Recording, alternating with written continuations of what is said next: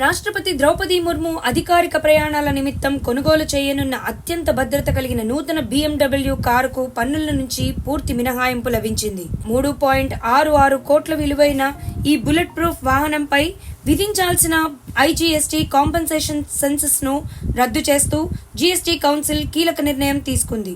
రాష్ట్రపతి వాహనం ఒక విలాసవంతమైన వస్తువు కాదని, దేశ భద్రతకు సంబంధించిన వ్యూహాత్మకమైన ఆస్తి అనే ప్రత్యేక కారణంతో ఈ వెసులుబాటు కల్పించారు.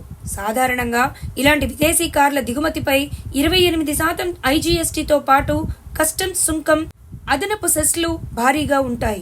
అయితే రాష్ట్రపతి భద్రత దృష్ట్యా ఈ వాహనం అత్యంత ఆవశ్యకమని భావించిన GST కౌన్సిల్ ఫిట్మెంట్ కమిటీ పన్ను మినహాయింపు కోసం ప్రతిపాదించింది. కేంద్ర రాష్ట్ర ప్రభుత్వాల ప్రతినిధులతో కూడిన GST కౌన్సిల్ ఈ ప్రతిపాదనను ఆమోదించింది.